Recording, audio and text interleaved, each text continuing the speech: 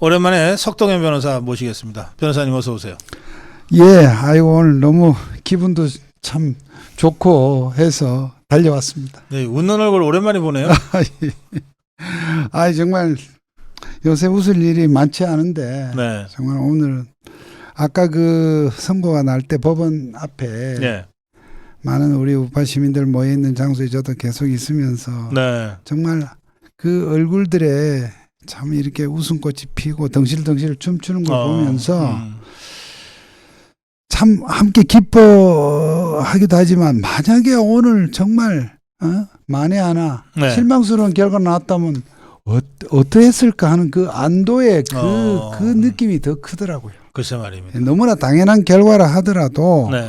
막상 그 결과를 이렇게 받아들고서 가졌던 느낌이었습니다.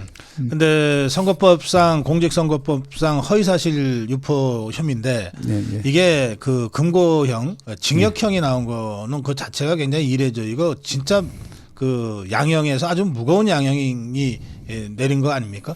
예, 그렇습니다. 뭐 어떻게 보면 그 죄질이나 또 양형 기준에 비춰봤을 때 당연한 판결이지만 네. 또 이 공직선거법의 특성이라고 하는 것이 결국 그러니까 그 피고인의 피선거권 문제하고 또 어떤 선출직 현직에 있을 때는 그 당선효가 상실되고 그 직이 날아간다는 점 때문에 막상 법원에서 일반 양형 같으면 징역 얼마든지 집행유예 할 것도 그 벌금 막 100만 원 가지고 바들바들 떠는 경우가 글쎄, 왕왕 있었거든요. 뭐 200만 원이냐 100만 그렇습니다. 원이냐 뭐. 심지어는 100만 원 안 넘기려고 무슨 90만 원, 80만 원 하는 그런 사례도 있었기 때문에 네.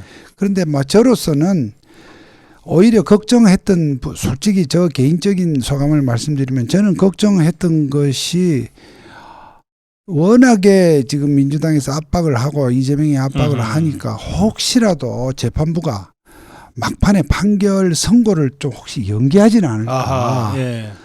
예를 들어 판결문을 쓰다가 뭐 한 가지라도 뭐 조금 이거 한 번 더 체크를 해야 되겠다, 확인해야 되겠다고 하면 또 하는 것이 그거거든요. 예, 그런 경우 또 그리고 막 그 고비를 이제 어제까지 연기 안 된 걸로 봐서 그 고비는 넘어섰고 또 한 가지 노파심일 수 있습니다만 제가 우려했던 것은 혹여 일부라도 어떤 무죄를 쓰지 않을까 걱정을 했습니다. 왜냐하면 우리가 볼 때는 너무나 상식적으로 유죄라고 하지만 네.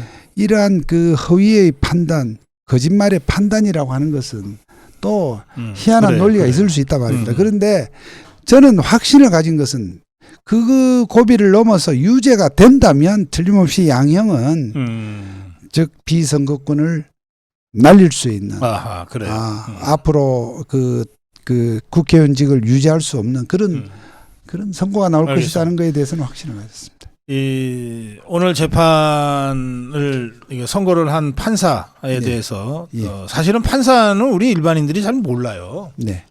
그냥 재판은 판결문으로 말하지 다른 무슨 인터뷰를 하는 것도 아니고 그래서. 그런데 오늘 판결과 관련해서는 이 판사가 한 누구죠? 예. 좀 찾아봐야 되겠어요.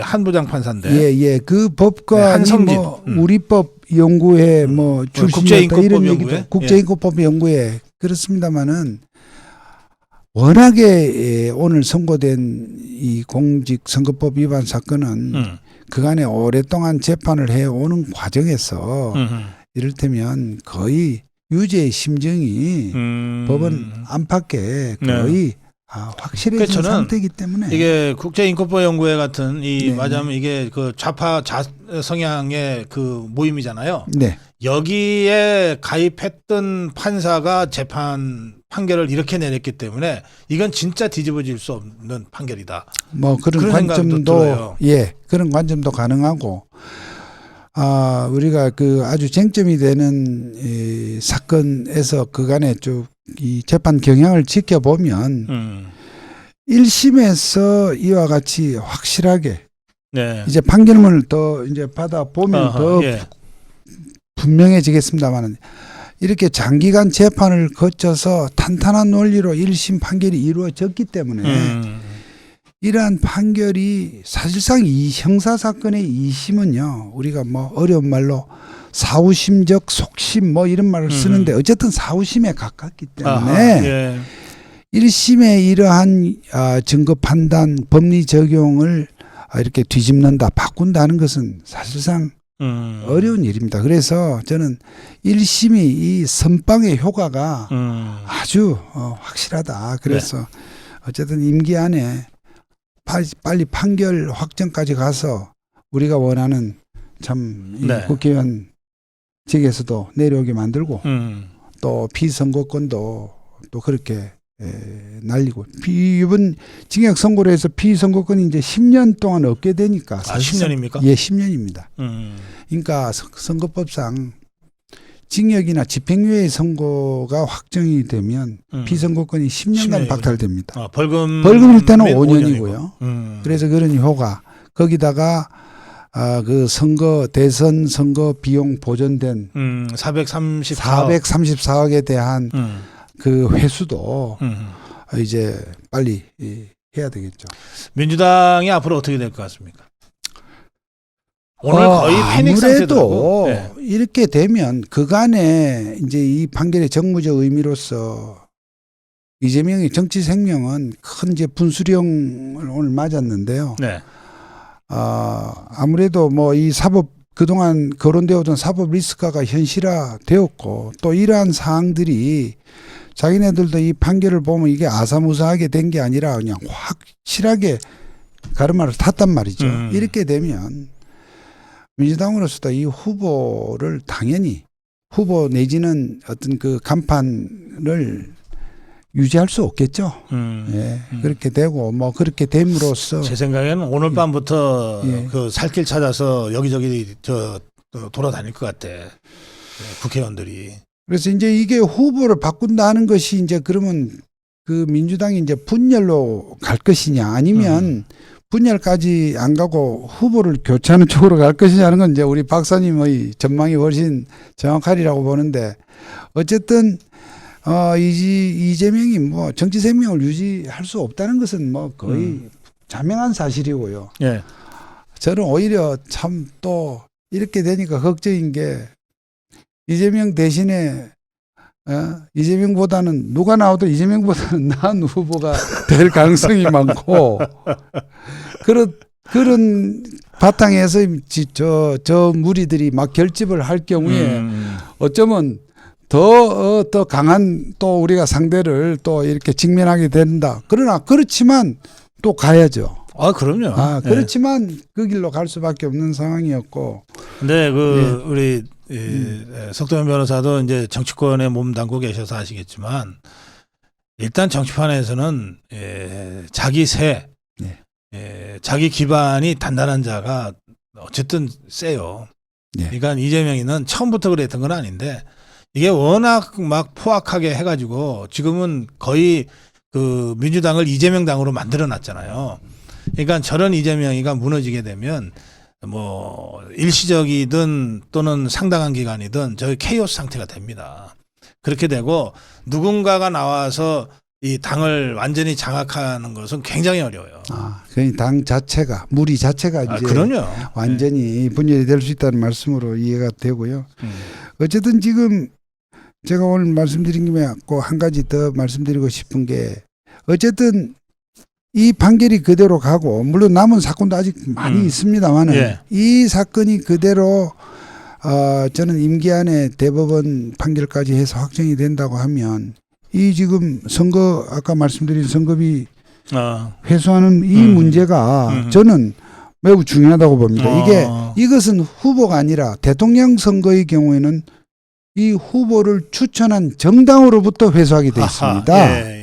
즉 민주당으로부터 이걸 회수를 해야 되는데 이 지금 민주당의 이 야근자들이 또 자기네들 살 길 찾겠다고 당명을 바꾼다든가 이 재산을 바꾸면 안 해도 재산을 피신한다든가 이런 꼼수를 쓸 수가 있으니 저는 2심 단계에서 반드시 저는 보전 조치를 해야 된다고 봅니다. 아, 그렇군요. 예. 그러니까 아니 우리가 저 당사 건물 샀다고 막 자랑했었는데. 그러니까 당의 그런 자산에 대해서 이게 이 돈을 근데 그거 하지 않으면 우리가 국세 찬압에 준해서 이것을 강제 집행을 그러니까 해야 되거든요.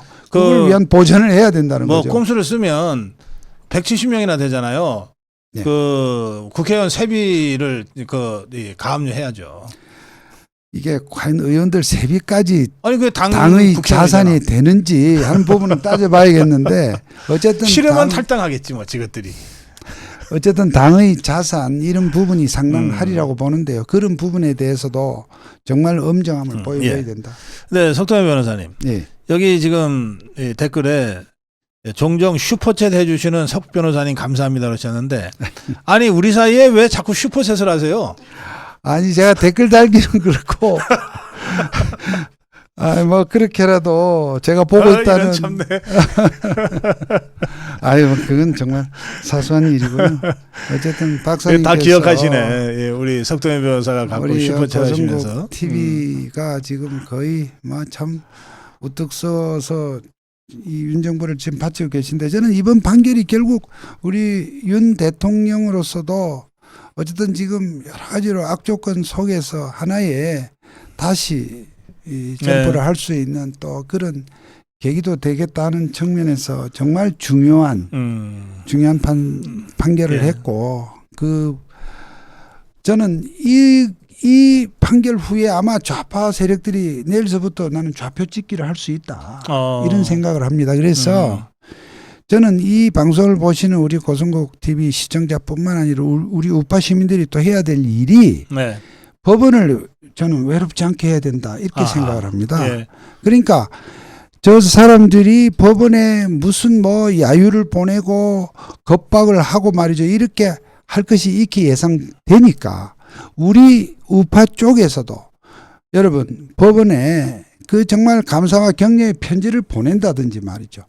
그리고 여러 가지 면에서 이 법원을 원언을 해서 법원이 이러한 상황에 위축되지 않도록 그렇게 하는 것도 우리가 세심하게 생각을 해야 되겠다 이런 생각이 듭니다. 나오신 김에 한두 가지 좀 다른 문제 좀 질문 드릴게요. 괜찮죠? 제가 아는 건 말씀드리겠습니다. 언제나 윤 대통령이 힘이 되어주시는 석 변호사님 이런 댓글이 올라온 걸 보고 제가 몇 가지 질문을 좀 드려야 되겠다는 생각이 들었어요. 윤석열 대통령하고 오랜 그 친구시잖아요. 예. 네. 그래서 7일날 대통령 기자회견 모두에 그 앉아서 인사말을 하고 일어나서 고개 숙여서 사과를 했잖아요. 예. 사실은 그거 대다수 언론이 그걸 예상 못했거든요. 변호사님은 어떠셨어요? 친구로서 윤석열을 잘 알 테니까. 사실 참 그동안 윤 대통령이 정말 취임 때서부터 정말 여소야대 악조건 속에서 뭐 하나 우리 내치면에서 당신이 공약한 그런 정책, 제도, 법률 하나도 할 수 없도록 지금 완전히 지금 옥조인 상황에서 그러니까 뭐 이 대통령과 대통령 부인에 대해서 정말 갖은 그런 시비와 트집을 잡는 그런 상황이 이제 계속 누적이 돼 와서 결국 대통령께서 이제 그러한 사과의 어떤 대국민 사과의 기자까지 하셨죠. 하여튼 그런 상황에 대해서 한편으로는 막 좀 여러 가지로 뭐라 말할 수 없는 참담함이 있습니다만 어쨌든 그러한 상황으로 올 때까지 우리 이 국힘 여당 여권과 우리 우파 쪽에서도 여하간 제대로 어떤 그런 상황을 제대로 받쳐주지를 못했다는 또 그런 약간의 자책감도 느끼고요. 또 사실은 대통령께서도 좀 이제는 저는 국민과 함께 국민과 더불어 저는 이 야당의 저 세력에 맞서야 하므로 그런 기자회견을 좀 종전보다 좀 더 이렇게 자주 분산해서 해 주셨다면 그렇게 한 번에 그렇게 참 너무 참 민망한 어떤 그런 장까지는 안 갔을 것이다 이런 생각을 했습니다. 어제 그제 그 김건희 여사를 놔두고 혼자 해외 순방 떠나는 윤석열 대통령의 모습을 보면서 많은 분들이 그냥 정말 막 마음이 안 좋고 막 짠하고 막 그랬다고들 하시더라고요. 저는 진짜 그 대목은 우리 대통령께도 좀 아쉬웠습니다. 왜냐하면 좋다. 뭐 어느 정도 어떤 활동을 지금 또 국민들 정서가 그러하니까 좀 이렇게 축소하겠다는 건 좋으나 그 가르마를 말이죠. 외국 나가는 것은 항상 동반을 했어야 됐다고 저는 생각을 합니다. 왜냐하면 이번에도 함께 나갔어야 됐다. 갔어야 됩니다. 예. 그러니까 국내 활동에서는 좀 범위를 좀 줄인다 하더라도 사실 외국을 나가면요. 이런 얘기가 적절한지 모르겠습니다만 대통령도 어떠한 그 뭐 여러 가지 의복 문제도 있고 또 그것이 뭐 정말 결혼을 안 한 독신이면 모를까. 정말 그런 부분을 이렇게 좀 챙겨주고 하는 부분도 사실은 저는 있다고 봅니다. 대외적으로 그럼요. 외교의 측면 외에도 아무리 비서가 있다 하더라도 비서가 하는 것하고 그게 어떤 프라이버시라는 부분이 아내가 하는 것하고 완전히 있고요. 다르죠. 그런 점에서 정말로 그 사악하게 모든 것을 시비 거는 야당의 시선에도 불구하고 대통령께서 좀 그런 부분은 어쨌든 이게 단순히 뭐 집에 어떤 그 아내를 감싼다는 그런 아주 그 속 좁은 그런 측면이 아니라 어쨌든 난 지금 자식도 없다.